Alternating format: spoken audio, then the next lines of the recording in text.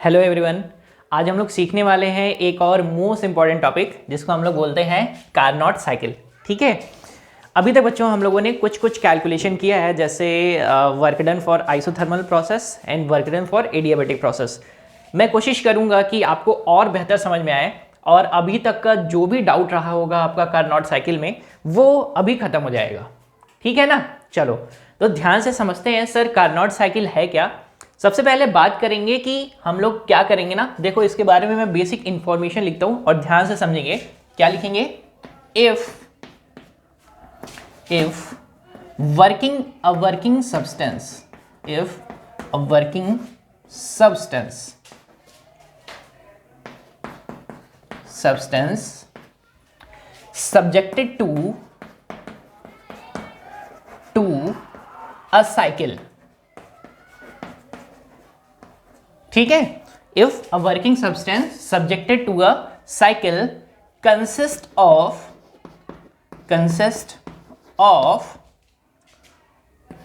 To reversible isothermal process and two adiabatic process.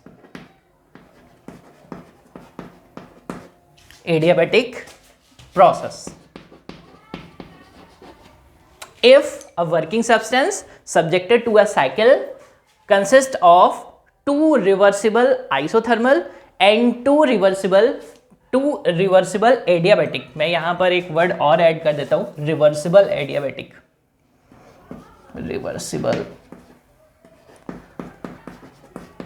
Adiabatic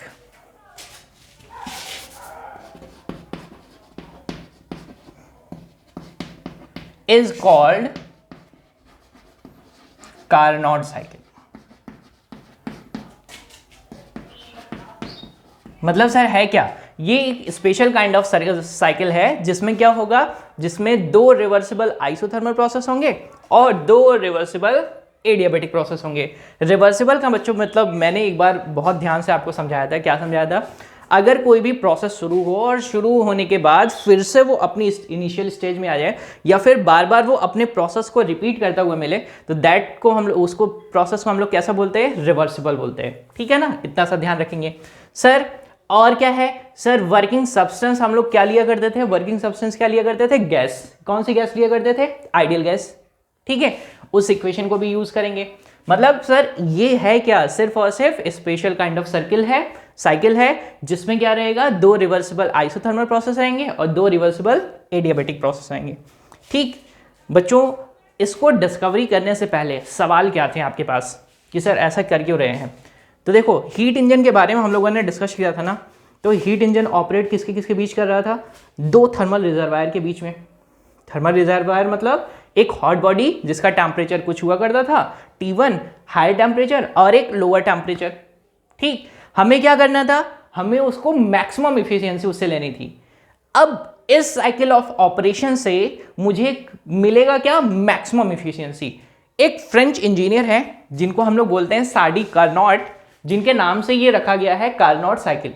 ठीक है ना? उन्होंने क्या बोला कि इसका जवाब ढूंढा और उन्होंने एक ऐसा साइकिल बनाया जिसके बेसिस पर वो ये बता सकते थे कि मैक्सिमम इफिशियंसी हमको मिलने वाली है किसी भी हीट इंजन की। और हीट इंजन ऑपरेट कहां करेगा? बिटवीन टू टेम्परेचर रिजर्वायर्स, एक हाई टेम्परेचर और एक लोअर टेम्परेचर। तो मेन एजेंडा क्या है हमारा सर इसको पढ़ने का? तो आपको सिंपल सा ये पता होना चाहिए, सर मुझे मैक्सिमम इफिशियंसी चाहिए हीट इंजन की, जो कि पॉसिबल होगी किससे? कार्नोट साइकिल से। और बच्चों आपको जानकर बहुत अच्छा लगेगा, ये सिर्फ और सिर्फ कैसे साइकिल है? थियोरेटिकल साइकिल या आइडियल साइकिल। हम ऐसा पॉसिबली बना ही नहीं पाते हैं। ठीक है ना? लेकिन हमें क्या करना है? डिस्कशन करना है कि भाई ऐसा हो सकता है ना। तो सबसे पहले हम लोग क्या करेंगे? उस साइकिल को बनाकर देखेंगे कि कैसा दिखता है। पीवी इंडिकेटर डायग्राम पे देखेंगे और टीएस इंडिकेटर डायग्राम पे देखेंगे। तो पीवी डायग्राम भी ड्रॉ करेंगे और टीएस डायग्राम ड्रॉ करेंगे। सर पीवी का तो मतलब पता है, प्रेशर एंड वॉल्यूम। यहां पे टीएस क्या है? T stand for temperature and S stand for entropy. ठीक है, उसके बारे में भी डिस्कशन करेंगे। तो देखो मैं एकदम आराम से बनाता चलता हूँ और प्रोसेस भी आपको समझाऊंगा कि भाई प्रोसेस क्या क्या है।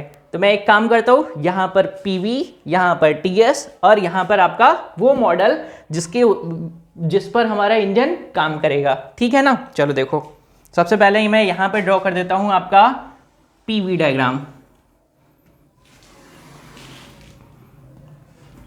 ठीक है। तो यहां पर मैंने ये रिप्रेजेंट कर रखा है प्रेशर और ये रिप्रेजेंट कर रखा है वॉल्यूम, ठीक है। इसी के बगल में मैंने यहां पर रिप्रेजेंट करना है टीएस डायग्राम। यहां पर टी रिप्रेजेंट करेगा टेम्परेचर एंड एस रिप्रेजेंट करेगा एंट्रोपी, ठीक। यहां पर मैं ड्रॉ करने वाला हूं जो इंजन हमारा काम करेगा, कैसे कैसे काम करेगा, या जिस तरीके से हम लोग प्रोसेस को समझने वाले हैं। तो सबसे पहले बनाएंगे एक सिलेंडर, ठीक है ना। और प्रीवियस क्लासेस में भी मैंने बताया है ये सिलेंडर कैसा है भाई, ये इसकी वॉल्स कैसी रहेंगी, इंसुलेटेड,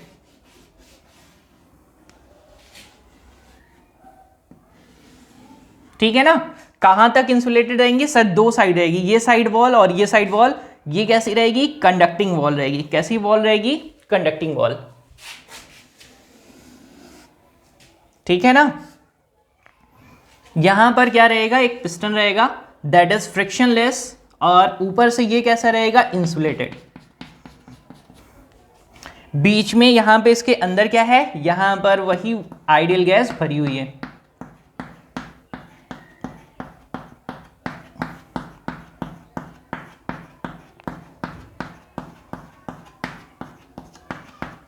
ठीक है। कंडीशंस क्या क्या होंगी ये ध्यान से देखिएगा। सबसे पहले यहां पर मुझे क्या क्या बताना है, यहां पर ये पिस्टन लगा हुआ है और पिस्टन के ऊपर ना कुछ वेट रखा है। मैंने कुछ वेट रखा है, जैसे यहां पर मैंने रख दिया है इट्स अ डब्लू, और छोटे छोटे वेट इधर रख रखे हैं, छोटे छोटे डब्लूज, ठीक है। और क्या है सर, यहां पर एक ये कंडक्टिंग सरफेस है, तो बारी बारी करके ना हम लोग देखो कंडक्टिंग सरफेस से कनेक्ट किसको किसको करेंगे। फर्स्ट टाइम कनेक्ट करेंगे थर्मल रिजर्वायर T1 से। किससे कनेक्ट करेंगे, थर्मल रिजर्वायर T1 से, जिसका टेम्परेचर क्या रहेगा, T1। सेकेंड टाइम कनेक्ट करेंगे एक इंसुलेटिंग बॉडी से, यानी पूरी तरीके से क्या हो जाएगा, ये इंसुलेशन हो जाएगा।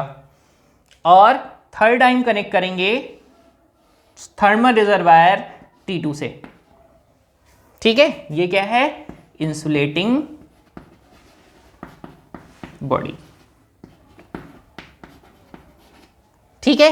देखो करना क्या रहेगा, अगर सपोज करो ये कंडक्टिंग वाला जो सरफेस है ना, इससे सबसे पहले मैंने कौन सा रिजर्वायर कनेक्ट कर दिया, T1। तो ये टेम्परेचर को क्या करके रखेगा, मेंटेन। सर हीट निकालना निकाल लो, कोई फर्क नहीं पड़ेगा, टेम्परेचर में कोई चेंज नहीं होने देगा। फिर सेकेंड अटैम्प्ट में क्या करना है, सर इंसुलेटिंग को लगा दो, तो सर कोई भी हीट सिस्टम से बाहर या अंदर नहीं होने वाली।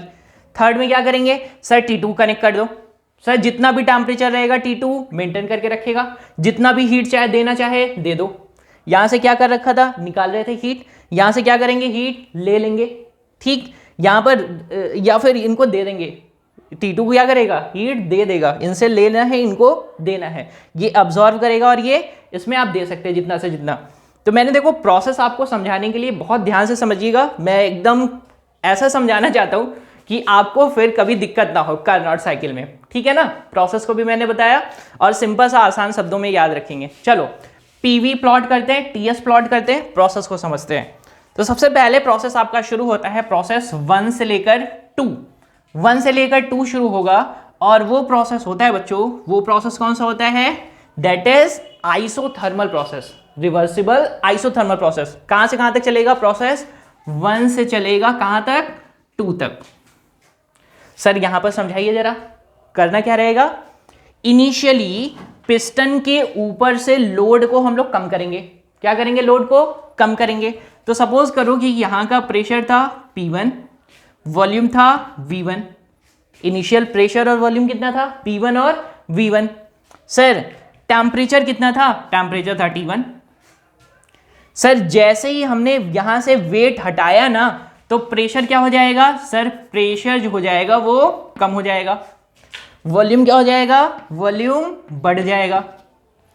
सर जैसे ही वेट हटाएंगे तो क्या हो जाएगा, पिस्टन ऊपर की तरफ जाएगा, और पिस्टन ऊपर जाएगा तो सर प्रेशर कम, वॉल्यूम ज्यादा। सर टेम्परेचर क्या होगा, सर टेम्परेचर कम होने लगेगा। टेम्परेचर क्या होने लगेगा, कम होने लगेगा। तो हमें क्या करना है, टेम्परेचर को मेंटेन करके रखना है। तो हम क्या करेंगे, T1 रिजर्वायर से कनेक्ट कर देंगे। अब क्या करेगा सर, ये कुछ हीट ले लेगा, क्या करेगा, हीट अब्सॉर्ब करेगा, लेकिन उसका टेम्परेचर बढ़ने नहीं देगा। तो इसका ध्यान रखिएगा। मैंने जब आपको आइसोथर्मल प्रोसेस पढ़ाया था ना, ये भी समझाया था।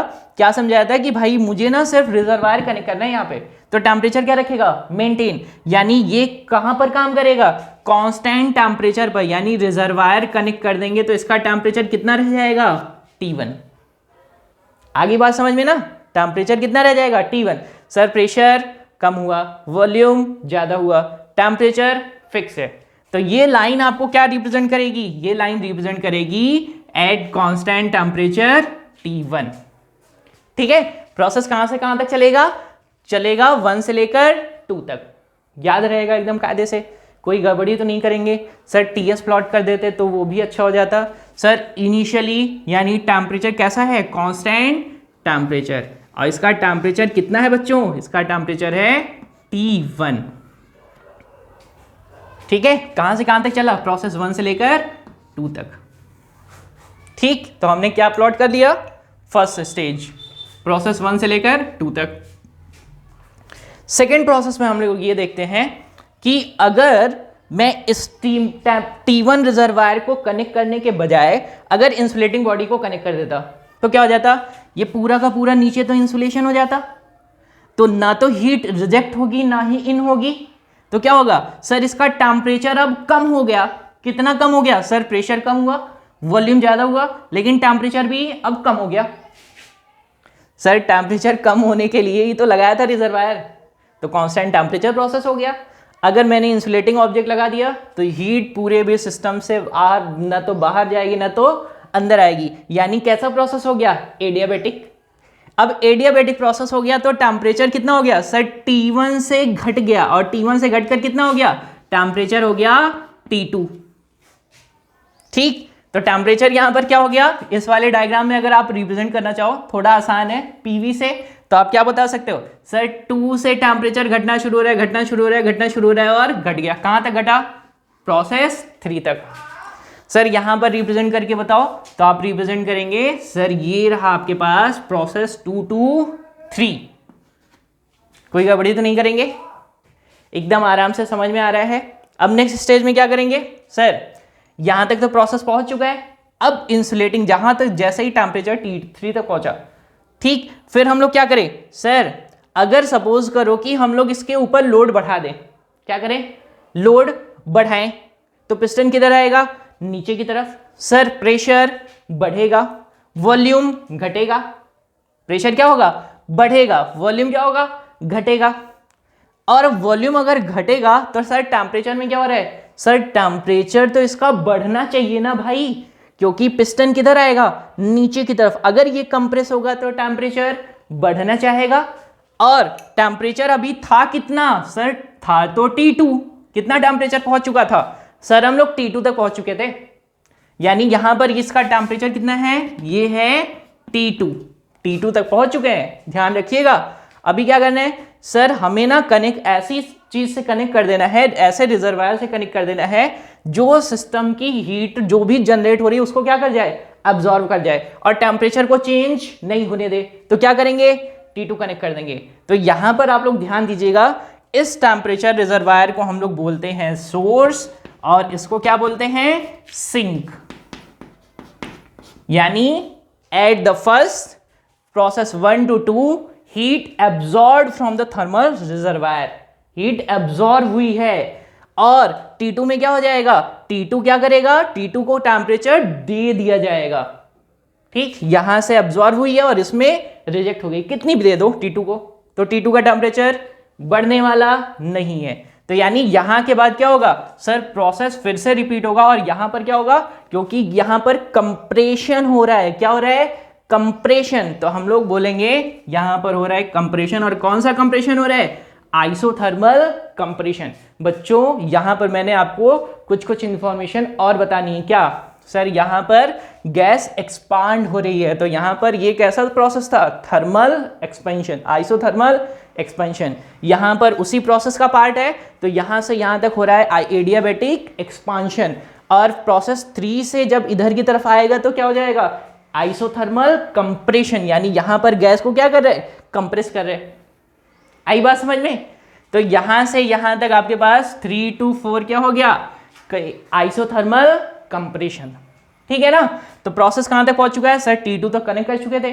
अब अगर सपोज करो T2 के बजाय हम इंसुलेटिंग बॉडी को लगा देते तो क्या होता? ना तो हीट रिजेक्ट होती ना ही इन होती। तो सर T2 का टेम्परेचर क्या होता? सर बढ़ता, और बढ़ता तो T2 से कितना हो जाता? फिर से हो जाता T1। ठीक है? तो प्रोसेस 4 to 1 कहां पहुंच गए? 1 तक पहुंच गए। ठीक, बात समझ में आ गई एकदम? देखो जरा TS प्लॉट में, यहां से पहुंचे यहां तक, और फिर कहां तक? तो ये रहा आपके पास 4 to 1। तो मैंने सारी की सारी साइकिल आपको बता दी है। क्या बताया? प्रोसेस 1 से 2, 2 से 3 एंड 3 से 4। ठीक, बात समझ में आ गई एकदम क्लैरिटी के साथ? ये हमारा कौन सा प्लॉट है? PV plot. ये कौन सा प्लॉट है? TS plot. सर ये रहा हमारा वर्किंग मॉडल। ठीक, सबसे पहले क्या करेंगे? गैस एक्सपांड होगी, यानी एक्सपेंशन। कौन सा एक्सपेंशन? Isothermal expansion. फिर क्या होगा? सर इंसुलेटिंग बॉडी को कनेक्ट किया ना, हीट रिजेक्ट होगी ना इन होगी, तो क्या हो जाएगा? एडियाबैटिक एक्सपेंशन, क्योंकि गैस ऊपर की तरफ ही जा रही है। तो ये रहा पिस्टन ऊपर की तरफ जाएगा तो एडियाबैटिक एक्सपेंशन। फिर क्या हो जाएगा? सर पिस्टन नीचे की तरफ आ रहा है तो कंप्रेशन। कौन सा कंप्रेशन? Sir isothermal compression. फिर क्या हो जाएगा? 4 to 1। ये प्रोसेस क्या है? सर यहां पर भी कंप्रेशन ही हो रहा है, तो क्या हो जाएगा? Adiabatic compression. ठीक, मैं प्रोसेस को लिख दूं ध्यान से, देखो जरा। तो क्या लिखेंगे? Process 1 to 2। यहां पर देखो, प्रोसेस 1 to 2 कौन सा प्रोसेस है बच्चों? बताइए जल्दी, कौन सा प्रोसेस है? Sir isothermal expansion.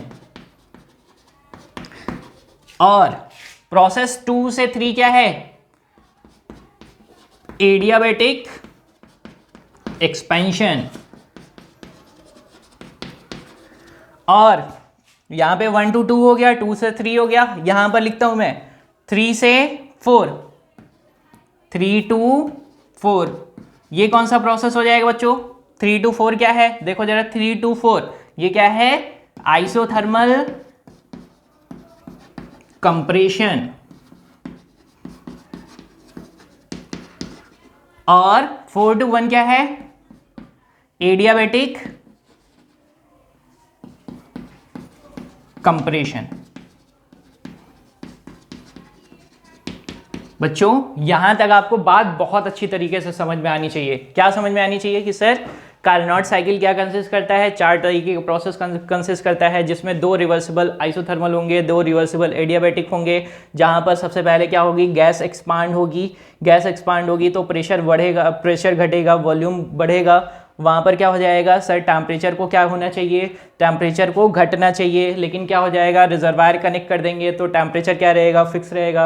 Next process के लिए क्या करेंगे? सर टेम्परेचर कम हो रहा है, इंसुलेटिंग बॉडी को कनेक्ट किया तो क्या हो जाएगा? टेम्परेचर कम ही हो रहा है। T1 से कहाँ पहुँचा? T2 तक पहुँचा।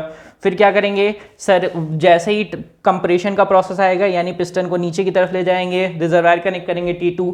जितना भी हीट इसमें हो रहा है वो कहाँ चला जाएगा? T2 के पास। टेम्परेचर को बढ़ने नहीं देगा। फिर क्या करेंगे? इंसुलेटिंग बॉडी को कनेक्ट कर देंगे। ठीक, एट लास्ट। ठीक है ना? मैं उम्मीद करता हूं बच्चों बहुत अच्छी तरीके से समझ में आया होगा। Process 1 to 2 that is isothermal expansion, 2 से 3 isothermal adiabatic expansion, 3 to 4 that is isothermal compression, 4 to 1 adiabatic compression. ठीक है, ये पूरा का पूरा साइकिल हो गया। यहां पर मैंने बनाया टीएस प्लॉट में, ये भी प्लॉट आप याद रख सकते हैं। प्रोसेस 1 to 2 आइसोथर्मल, 2 से 3 दैट इज एडियाबैटिक है। Adiabatic plus isotropic. ठीक है ना? मतलब एंट्रोपी भी कांस्टेंट रहेगा।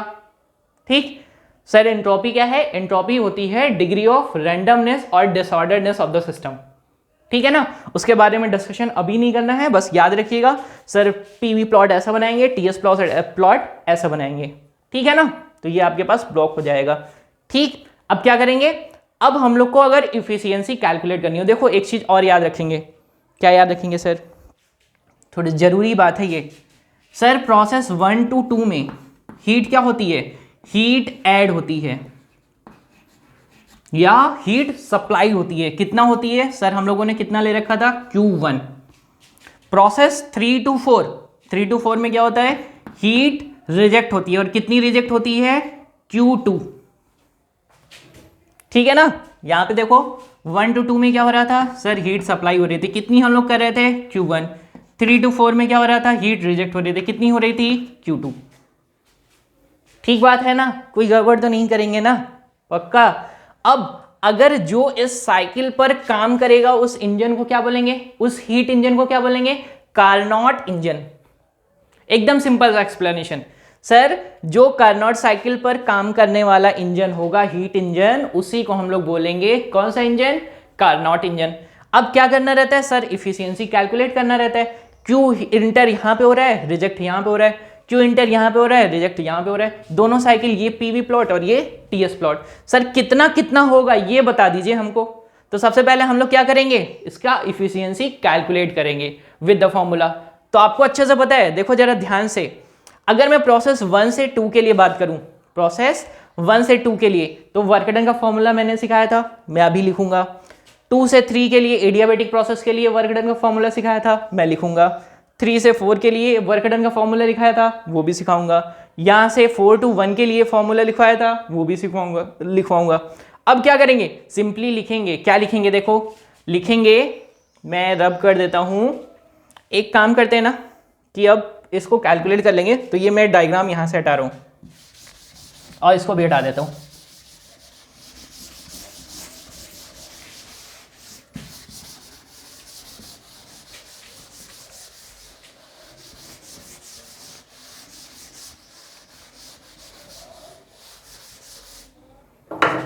चलिए देखिए, निकालना क्या रहेगा सर, इफिशियंसी बराबर हम लोग लिखते हैं, कितना लिखते हैं, वर्क डन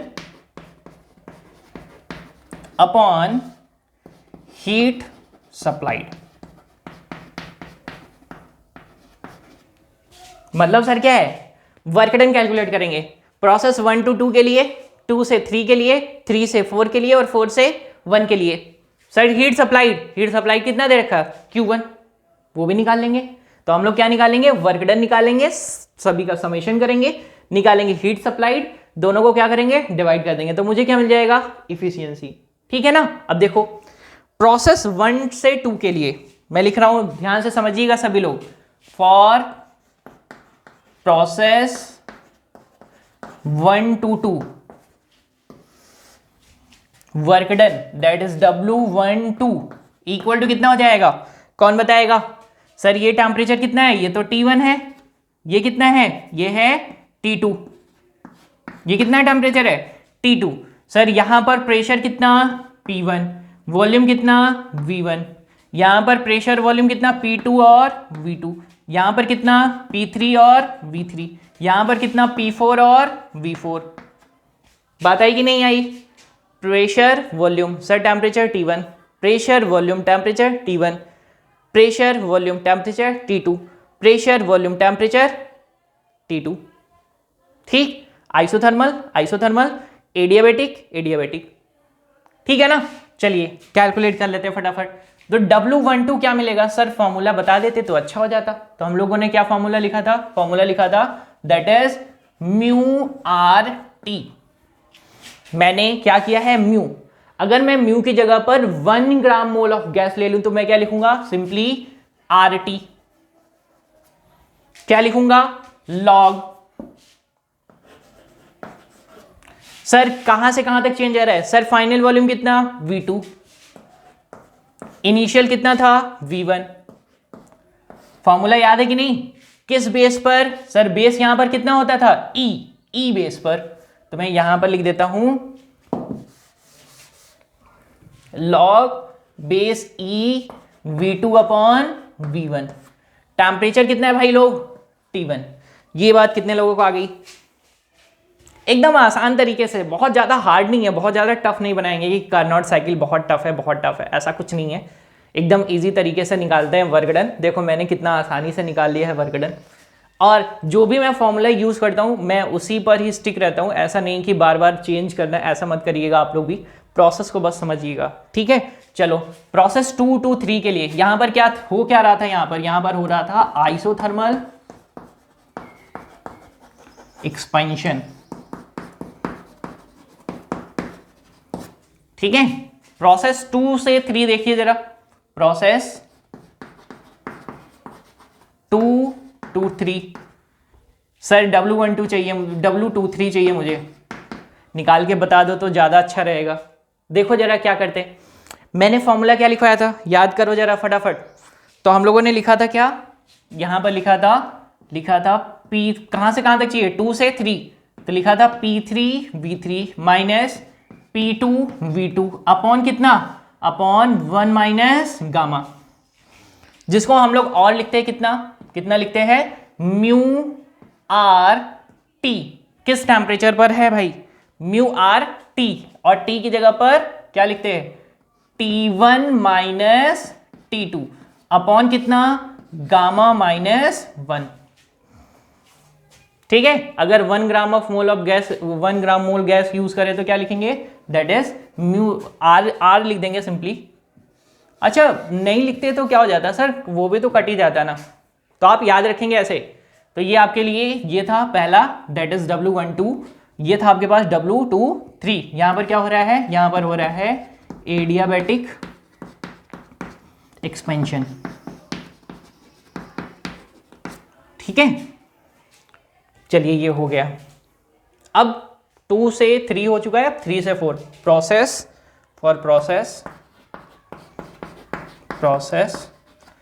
3 to 4 के लिए वर्क डन चाहिए W34 इक्वल टू क्या आ जाएगा सर, कैसा प्रोसेस है, आइसोथर्मल। फटाफट करो, RT2 लॉग बेस कितना E। फाइनल स्टेज कौन सी थी सर, फाइनल पहुंचे थे V4 पर, तो V4 रखो सिंपली, अपॉन क्या करेंगे, अपॉन कर देंगे V3, कोई भी छेड़छाड़ नहीं करेंगे। सर प्रोसेस कहां से शुरू हुआ था, 1 से 2, तो 2/1, 3 से 4 तो 4/3, काम खत्म, ठीक है ना। अब क्या करेंगे, ये तो हो गया। अब आपके पास है लास्ट प्रोसेस कहां से कहां तक जाएगा, प्रोसेस जाएगा 4 to 1, दैट इज W41। कितना लिखेंगे, देखो मैं क्या लिखता, that is P1 V1 minus P4 V4 upon क्या करेंगे, अपॉन करेंगे 1 माइनस गामा, या फिर लिखेंगे क्या लिखेंगे, देखो आराम से, R क्या लिखेंगे, कहां से कहां तक जा रहा है, दैट इज 2 से 1 की तरफ, तो लिखेंगे T2 माइनस T1 अपॉन कर देंगे गामा माइनस 1। एकदम सिंपल सा ट्रिक याद रखिएगा, कोई भी गड़बड़ी नहीं करेंगे प्रोसेस में। तो आपके पास आ गया है work done for this 1 to 2, 2 से 3, 3 to 4 एंड 4 to 1। और वर्क डन देखो बच्चों, यहां पर याद रखेंगे आपके पास आइसोथर्मल प्रोसेस में टेम्परेचर तो फिक्स रहता है, तो इंटरनल एनर्जी कितना हो जाएगा, 0। सर इंटरनल एनर्जी के बारे में थोड़ी सी इंफॉर्मेशन दीजिए। इंटरनल एनर्जी जो बच्चों होती है वो क्या होती है, दैट इज पार्टिकल के मोशन या एटम्स या मॉलिक्यूल के मोशन या फिर लेटेस्ट वाइब्रेशन से जो भी जनरेशन होता है एनर्जी का, या उनके चलने की वजह से जो एनर्जी होती है उसी को बोलते हैं इंटरनल एनर्जी। और टेम्परेचर अगर फिक्स रहेगा तो इंटरनल एनर्जी में कोई चेंज नहीं आता, तो उस इंटरनल एनर्जी कितना, 0। तो जितना भी फर्स्ट लॉ ऑफ थर्मोडायनेमिक्स से क्या बोल सकते थे सर, फर्स्ट लॉ से बोल सकते थे जितना भी आपके पास हीट होगा वो किस में कन्वर्ट हो जाएगा, वर्क डन में। यानी यही सिस्टम का क्या है, हीट, और इसी को हम लोगों ने क्या कर रखा था, सप्लाई कर रखा था। तो W12 ही क्या है, हमारा हीट सप्लाइड, ठीक है, याद रखिएगा W12 क्या है, हीट सप्लाइड ही है। अब क्या करेंगे सर, सभी को ना जोड़ दीजिए आप, एक तरफ से सभी वर्क डन को जोड़ दीजिए, जो बचेगा उसका काम कर लेंगे, ठीक। तो मैं एक तरफ से जोड़ना शुरू कर देता हूं, और आपको मैं यहीं पर समझा देता हूं, आपको ज्यादा जोड़ना भी नहीं है।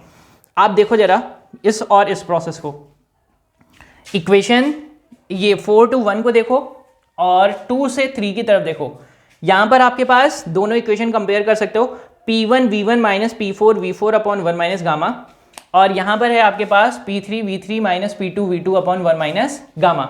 आप क्या करें, सिंपली आसान शब्दों में आप दोनों इक्वेशन को ना जोड़ कर देखिएगा। तो जोड़ने से क्या मिल जाएगा सर, जोड़ के देखा जाए तो थोड़ा सा इजी हो जाएगा।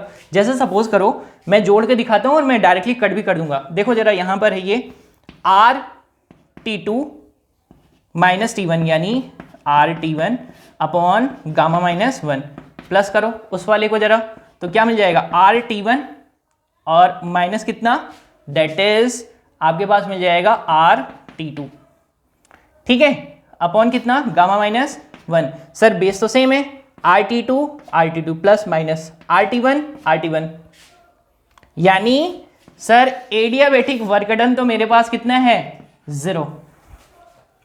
कितना आसान है ना।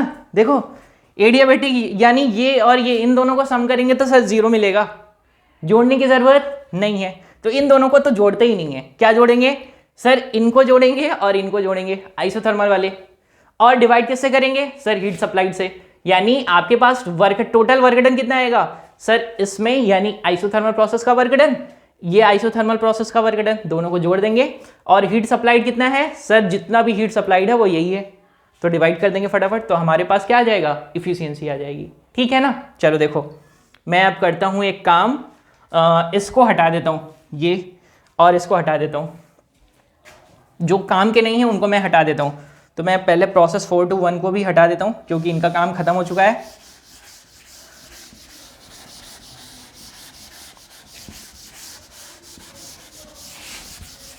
अब देखिए जरा,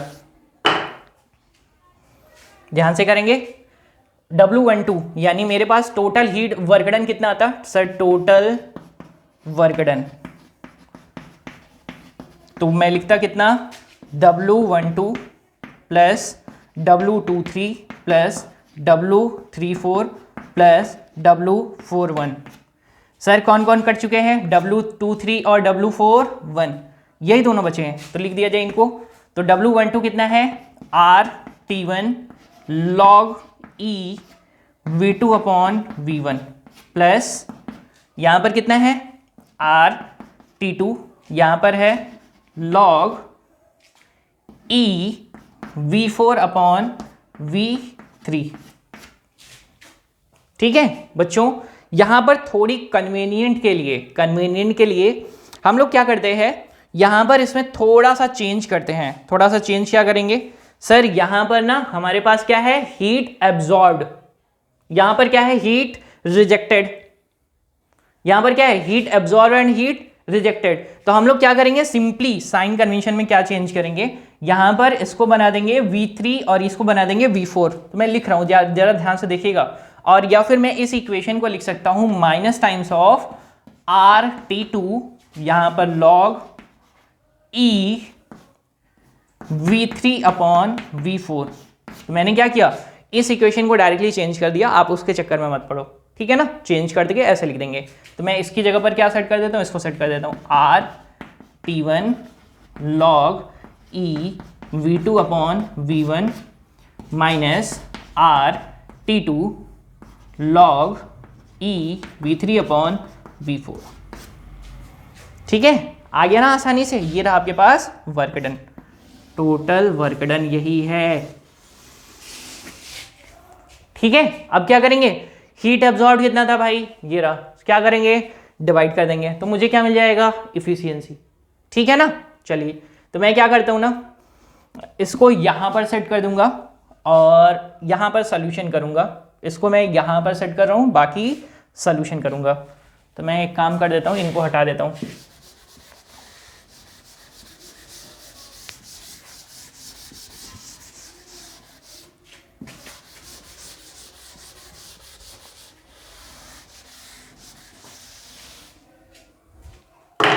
देखो लिखेंगे इफिशियंसी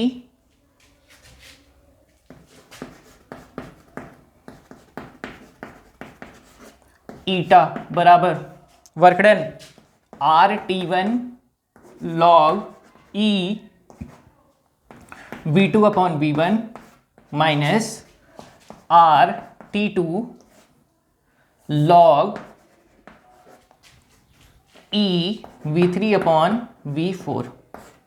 डिवाइड कैसे करना है बच्चों? हीट एब्जॉर्ब कितना था? RT1 log E V2 upon P1। ठीक है, क्या क्या कट जाएगा सर? बचेगा क्या वो बता दीजिए। ये कि ये कट गया और R से R कट जाएगा, T2 अपॉन T1 ये बचेगा पूरा। मैं देखो लिख देता हूँ, इफिशियंसी बराबर हो जाएगा 1 माइनस T2 अपॉन T1 और क्या बचेगा? log E V3 upon V4 upon क्या बचेगा? log E V2 upon V1। ठीक है, ये आपके पास क्या आ जाएगा? इफिशियंसी का फॉर्मूला, जिसको आमतौर पर हम लोग क्या लिखते हैं? Eta equal to 1 minus Q2 upon Q1। याद आया थोड़ा बहुत कि नहीं? यहां पर हम लोग क्या लिखा करते थे? 1 माइनस Q2 अपॉन Q1। ठीक, चलो अब क्या करते हैं हम लोग, एक सोल्यूशन और बताते हैं, बहुत तेजी से बनाएंगे फॉर प्रोसेस, एडियाबेटिक प्रोसेस के लिए बनाएंगे। देखो V3 upon V4 equal to अगर मैं कर दूं V2 अपॉन V1 तो मेरे पास क्या बच जाएगा? 1 माइनस T2 अपॉन T1। बच्चों यही इफिशियंसी का टेम्परेचर रिलेशन होता है, टेम्परेचर में relation 1 minus T2 upon T1। एकदम आसान शब्दों में हमें क्या करना है? इस पूरे सेक्शन को हटाना है। हटाने के लिए क्या कर सकते हैं सर? अगर यहाँ पर V3 upon V4 equal to हो जाए V2 अपॉन V1 तो ये दोनों क्या हो जाएंगे? कट के 1 हो जाएंगे। तो बचेगा क्या मेरे पास? 1 माइनस T2 अपॉन T1। सिर्फ इतना सा रहेगा और कुछ भी नहीं करना है अपने को। ठीक है ना? देखो जरा मैं 2 स्टेप में समझाता हूं, बस 2 लाइन में देखेंगे बहुत ध्यान से।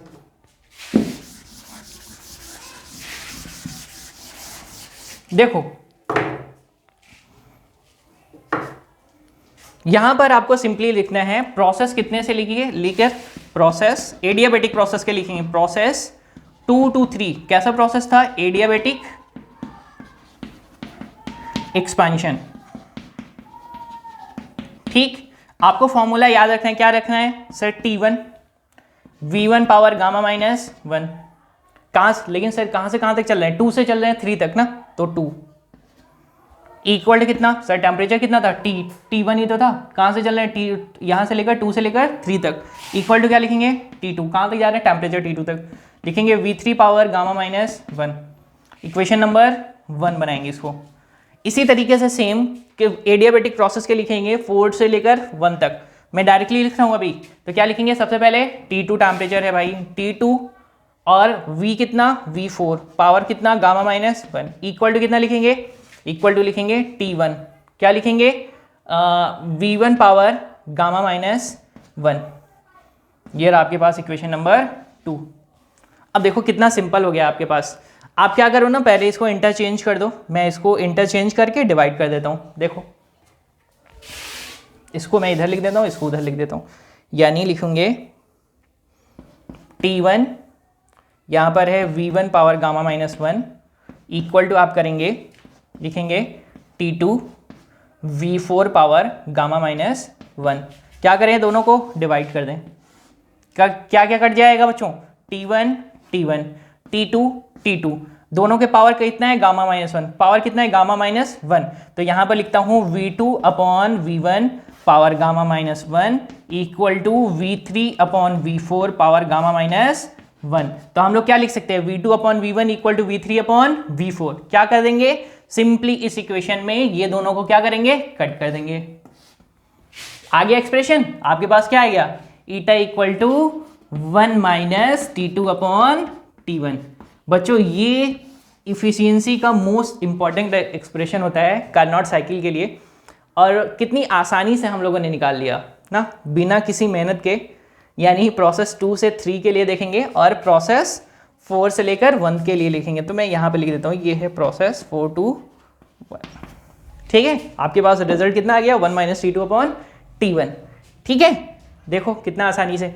अब अगर मुझे इफिशियंसी क्या बनानी है? मैक्सिमम, जो हमारा मेन एजेंडा था। कार्नोट सर तो यही ढूंढते चल रहे थे कि भाई मुझे हीट इंजन ऐसा बनाना है जिसकी इफिशियंसी बहुत ज़्यादा मिल जाए। तो करेंगे क्या? तरीके आपके पास कितने? तो आपके पास कितने तरीके हैं? 2। कैसा तरीका? सर अगर मैं T2 को बहुत कम कर दूं, सर सराउंडिंग टेम्परेचर से कम नहीं कर सकते, तो बात तो फिर से यही आ गई सर T2 सराउंडिंग से ज़्यादा नहीं कर सकते। सर T1 को हम ज़्यादा बना सकते हैं ना थर्मल रिजर्वायर। तो आपको ध्यान रखना है, क्या ध्यान रखना है, अगर मैं T1 को बहुत ज़्यादा बना दूं, T1 को क्या कर दूं, बहुत ज़्यादा बना दूं इन कंपैरिजन टू T2, यानी ये जो आपका सोर्स टेम्परेचर है वो अगर मच ग्रेटर देन T2 हो जाए तो हमें इफिशियंसी कैसे मिलेगी, बहुत ज़्यादा मिलेगी। ठीक है, तो ओवरऑल एजेंडा यही हो गया हमारा कि एकदम जब भी इफिशियंसी बढ़ानी रहेगी तो क्या करेंगे सर, T2 को कम कर सकते हैं, T2 कम हो नहीं सकता, सराउंडिंग से कम नहीं होने वाला, तो किसको बढ़ाएंगे, T1 को बढ़ाएंगे, और T1 को बढ़ाएंगे तो क्या आ जाएगा, ये रिजल्ट आपके पास बहुत कम आएगा, यानी 1 आपके पास ऐसा बोल सकते हैं मैक्सिमम इफिशियंसी मिलने वाला है। ठीक है, मैं उम्मीद करता हूं आपको बहुत अच्छे तरीके से समझ में आया होगा। एक बार मैं एक रिकैप लेता हूं पीवी डायग्राम का, बहुत ध्यान से देखिएगा।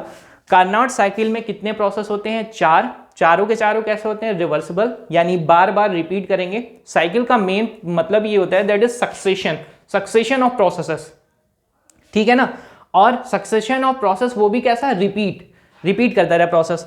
तो यहां पर प्रोसेस है क्या सर, 1 से 2, दैट इज रिवर्सिबल, आइसोथर्मल, और कैसा, एक्सपेंशन, यानी गैस क्या हो रही थी, एक्सपांड हो रही थी।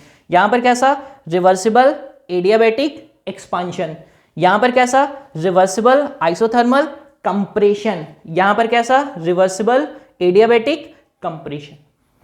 ठीक है, एकदम आराम से याद रखेंगे और कोई भी गलती नहीं करेंगे। मैं उम्मीद करता हूं बच्चों आपको बहुत ध्यान से समझ में आया होगा, बहुत अच्छा से समझ में आया होगा। अगर कोई भी क्वेरी रहेगी तो प्लीज बताइएगा। थैंक यू बच्चों।